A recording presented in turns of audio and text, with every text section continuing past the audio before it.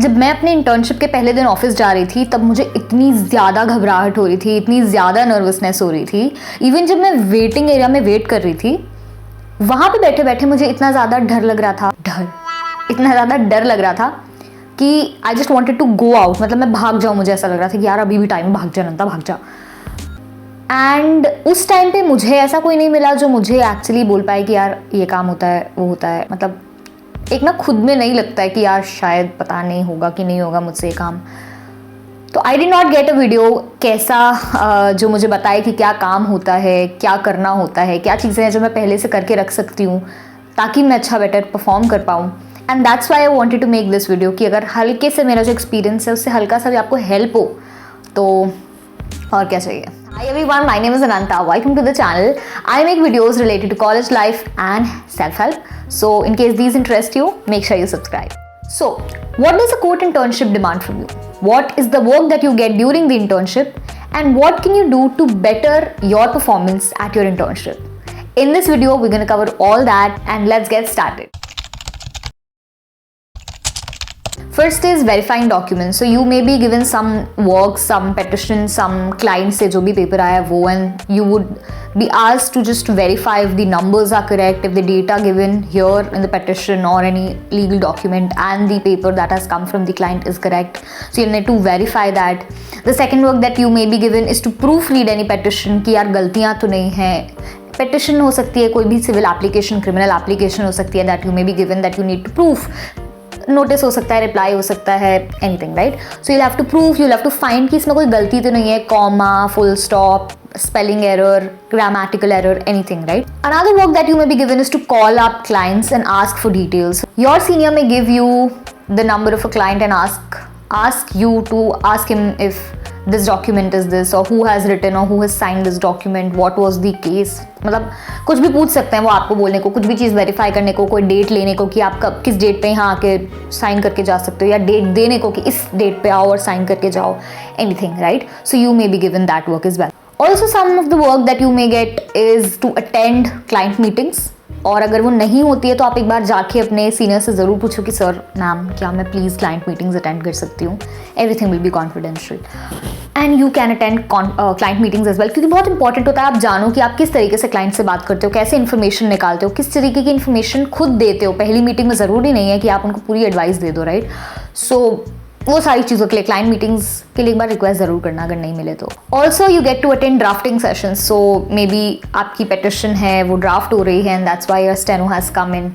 तो हो सकता है कि आपको उनकी जो डिक्टेशन है वो सुनने को मिले and you get to know how the work actually happens. उसके बाद you get research work, right. तो रिसर्च वर्क में you may be asked to refer to some databases and get to know कि इस कोई जजमेंट ढूंढो, कोई statute ढूंढो, कोई लॉ ढूंढो इस पर्टिकुलर इशू से रिलेटेड, या फिर क्या इस केस में ऐसा हो सकता है, किस केस में ये वाला लॉ ओवरराइड करेगा दूसरे लॉ को. इस तरीके की काफ़ी सारे क्वेश्चंस हो सकते हैं जिनके ऊपर आपको रिसर्च करना होगा. और मेक श्योर वो रिसर्च करने के बाद आप उसको बहुत अच्छे से नोट डाउन करते चलो, ताकि आपसे जब पूछा जाए तो आप बहुत अच्छे से अपने सीनियर को एक्सप्लेन कर सको कि एग्जैक्टली आपको क्या क्या मिला है.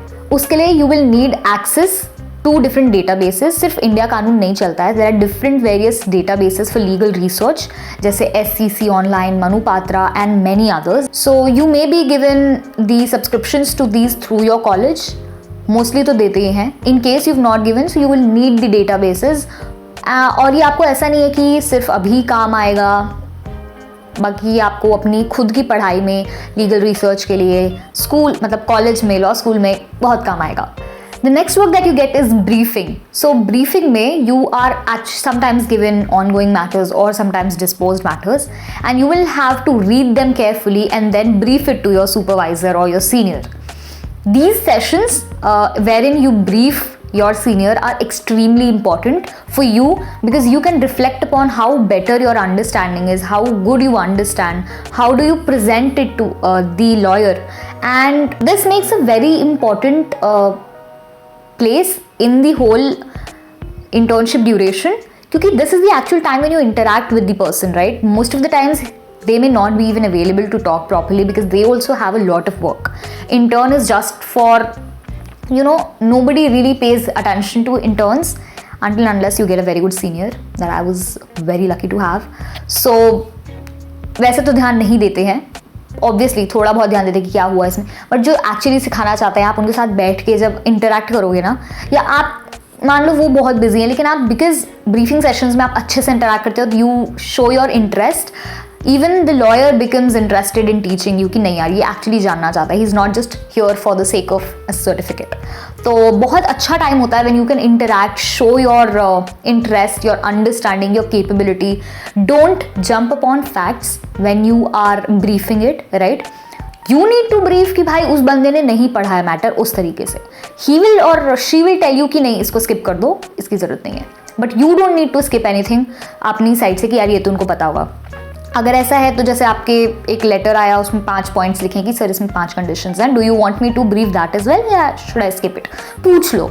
तो दिल नो कि हाँ इसने पढ़ा है, वो 5 पॉइंट्स जो अलग से एनेक्जर में डले हुए वो उसने पढ़े हैं, वो मुझे पूछ रहा है. तो दिल नो कि यू नॉट डन जस्ट ऊपर से पेटिशन का work, you also red the back, पीछे के पेपर्स ऑल्सो. हाँ ये बात बोलना भूल गई थी मैं, सिर्फ पेटिशन नहीं पढ़नी है, उसके साथ एनेक्जर्स जो अटैच्ड होंगे उनको भी रीड करना, क्या नोटिस कह रहा है, क्या रिप्लाई कह रहा है, क्या रिजॉइंडर कह रहा है, प्रॉपर उसके नोट्स बना के ब्रीफिंग के लिए बैठना. यही टाइम है जब आप उनसे क्वेश्चंस पूछ सकते हो. कोई चीज़ आपको समझ नहीं आ रही है, कोई आपको आर्ग्यूमेंट आ रहा है, सब अभी पूछ सकते हो.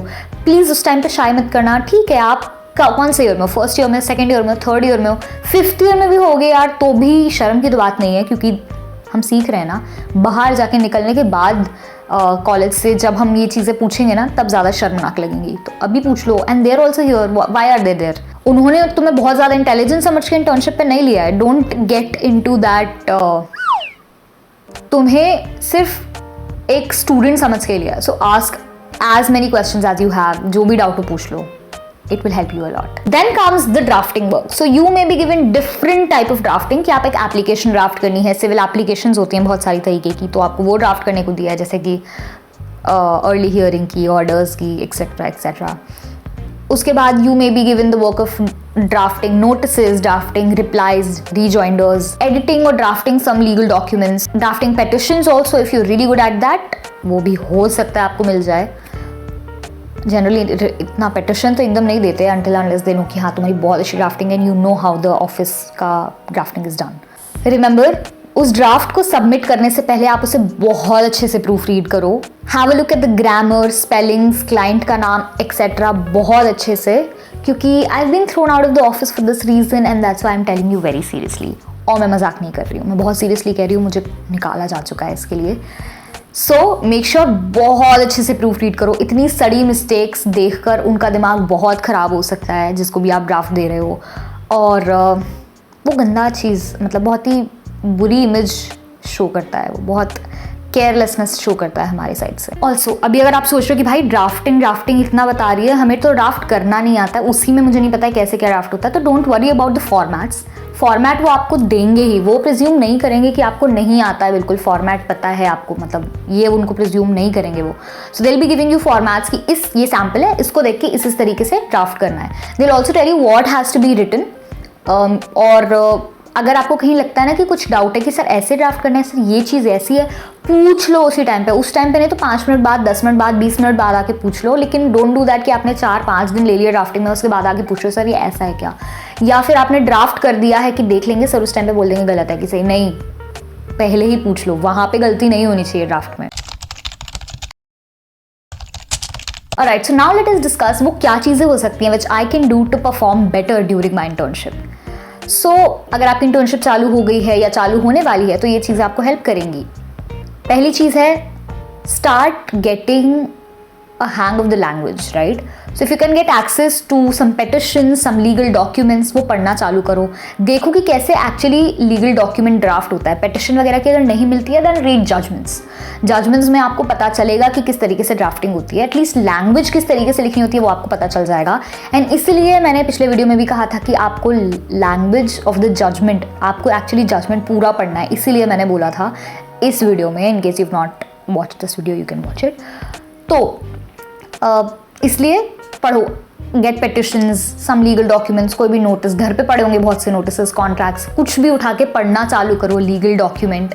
It will give you a hang of the language. And then क्योंकि आपको जब अच्छे से हैंग हो जाएगा उस लैंग्वेज का, तो आप बेटर ड्राफ्ट कर पाओगे जब आपको ड्राफ्टिंग मिलेगी। दूसरी चीज़ है कि मेक गुड ब्रीफिंग नोट्स। आपको जब रिसर्च करने के बाद या फिर आपको जब कोई भी मैटर पढ़ने के बाद ब्रीफ करना होगा अपने सीनियर को, उस टाइम पे कोई भी ऐसी इन्फॉर्मेशन नहीं होनी चाहिए जो वो पूछे और हमें एकदम ही ना आए, ठीक है। तो get into the reasoning also, get into the little facts also कि अच्छा अगर फॉर एग्जाम्पल इतने का हमें कॉन्ट्रैक्ट मिला है तो कितने की एनर्जी के लिए मिला है या फिर कितने लैंड का मिला है। इस तरीके से प्रॉपर इन्फॉर्मेशन आपके पास होनी चाहिए। So make good briefing notes, छोटे छोटे पॉइंटर्स में साइड में लिखते जाओ जो चीज़ें नॉट सो इम्पॉर्टेंट हैं, जो इम्पॉर्टेंट हैं जो आपको बोलनी है उसको क्रोनोलॉजिकल ऑर्डर में लिखते जाओ। It will help you a lot. Also अगर आपको कुछ दिया जा रहा है पढ़ने के लिए या फिर देखने के लिए, प्रूफ करने के लिए, रीड इट वेरी केयरफुली। बहुत छोटी छोटी चीज़ें होती हैं जिनका मतलब डिफरेंट निकल आता है और हम कुछ और समझते हैं, तो मेक श्योर एक नहीं, दो नहीं, 3 बार रीड करो एटलीस्ट, ताकि वहाँ पे जब हम कुछ ड्राफ्ट कर रहे हैं, कुछ जाके बता रहे हैं तो हमसे गलती ना हो जाए। इसलिए read properly, very carefully. Another thing is that whatever subjects have been covered in college अभी तक, लॉ सब्जेक्ट्स, उन सब्जेक्ट्स पे आपका अच्छा ग्रास्प होना चाहिए। अगर नहीं है तो आपको वर्किंग उतने अच्छे से समझ नहीं आएगी। मान लो आपने कॉन्स्टिट्यूशनल लॉ पढ़ लिया है या आपने क्रिमिनल लॉ पढ़ लिया है और उसके बाद भी आपको नहीं पता है क्रिमिनल लॉ की इंट्रिकसीज, चलो बहुत डीप नहीं, ऊपर ऊपर से भी नहीं पता है अगर लॉ, तो आपको बहुत दिक्कत होगी समझने में। अगर वर्किंग समझना चाहते हो तो जो चीज़ें हो चुकी हैं उनका एटलीस्ट अच्छे से अपना बेस तैयार रखो।